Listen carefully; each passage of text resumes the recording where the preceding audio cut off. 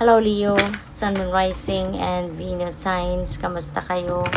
Sana po ay nasa mabuti kayong kalagayan. Welcome back po sa Star Tarot.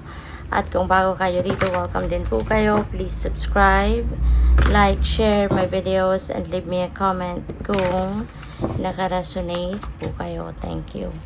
So first card po ninyo, play. Ayan, Leo. Kasi maaari no, na medyo hindi balanse ngayon siguro yung buhay ninyo. Maaaring nakatuon lang ang attention ninyo in just few areas of life, no? At baka meron na kayong naniniglect, 'di ba? Na iba. Kaya lalo-lalo na no, yung sarili ninyo, yung well-being ninyo, yung kalusugan ninyo.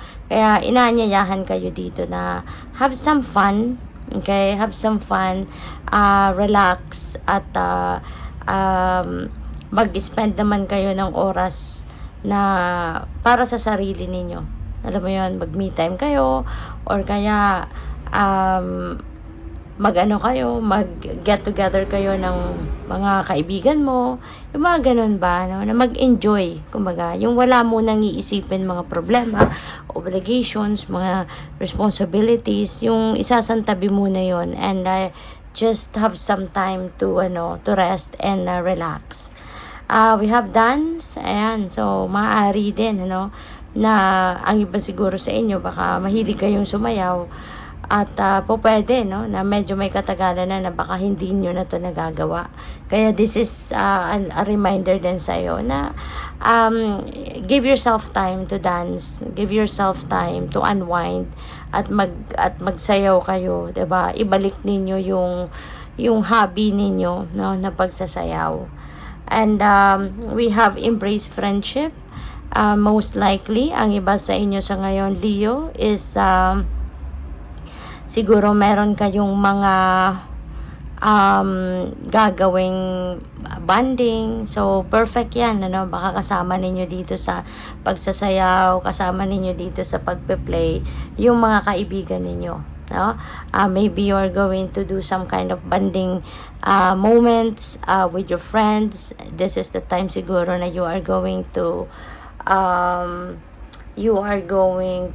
nurture, cultivate, your friendship, spending time with your friends, at saka yung mga reunion siguro with your kaibigan, maaring sa ngayon, yun ang pwede rin maisingit ninyo din sa inyong routine. So, by the way, maraming salamat for subscribing. And if you haven't subscribed yet, subscribe na kayo.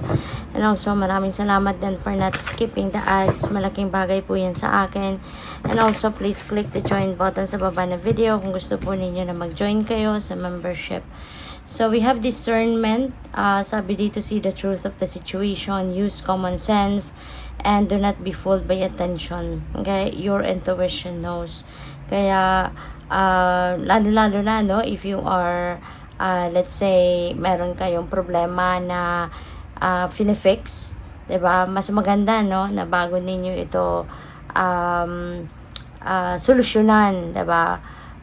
Pag-isipan ninyong mabuti, at saka tignan ninyong maigi yung inyong sitwasyon from all four corners, 'di ba? Para na pag magdesisyon ka, it will be effective, it will be efficient, at saka wala kang pagsisisihan na sana tinignan ko muna, sana nagtanong-tanong muna ako, sana ganito ginawa ko. So para wala kang mga what ifs, 'di ba? At wala kang pagsisisihan. And also, tignan ninyong maigi ang inyong sitwasyon before you make any decision, para hindi kayo mabudol. Kasi baka mamaya meron lang nag-feed sa inyo ng information, very limited na information, or pwedeng nakulangan, pwedeng nasobrahan, 'di ba? So, para hindi ka mabudol, para hindi ka yung parang hindi bizarre, ang dating sa'yo ng mga impormasyon, pag-isipan talaga ninyong mabuti. And mas maganda kung kayo mismo, 'di ba? Kayo yung magtatanong sa kung kanino man, yung bang first hand information is different kasi, 'di ba? Kisa doon sa kung saan na nanggagaling. Kaya at saka pakinggan ninyo yung inyong intuition. Magtiwala kayo sa mga mensahe na re-receive ninyo from your intuition, okay? Para nang sa gayon talagang magiging maayos ang lahat. So, what else? We have sacred space. Take time for the dreamer in you. Find your power in stillness. In your sacred space is the peace you seek. Okay? So, take time for yourself. Find your power in stillness. Kaya kailangan ninyo dito na magkaroon ng pagkakataon para makapagnilay-nilay, makapagmuni-muni, mag-me time kayo para na mas mahanap ninyo, 'di ba, yung sacred space ninyo. At kapag tahimik ka kasi, kapag hindi ka muna nag-iisip ng mga obligasyon, mga problema, o kung ano pa man, 'di ba? At saka yung katawan mo napapahinga din. Mas maganda, no, yung takbo ng isip ninyo. Mas kalmado kayo at mas makakapag-desisyon kayo ng maayos, mabuti at tama. Kaya kailangan ninyo na mag-me time, you know. Wala mo ng cellphone, wala mo ng gadgets, or wala mo ng kausap for quite some time, no, na para makapagnilay-nilay kayo. We have quest, be bold, and mighty forces will aid you, take action, good luck favors the brave. Ayan, so maaari, na meron kayong pag-aaksyon na gagawin sa ngayon.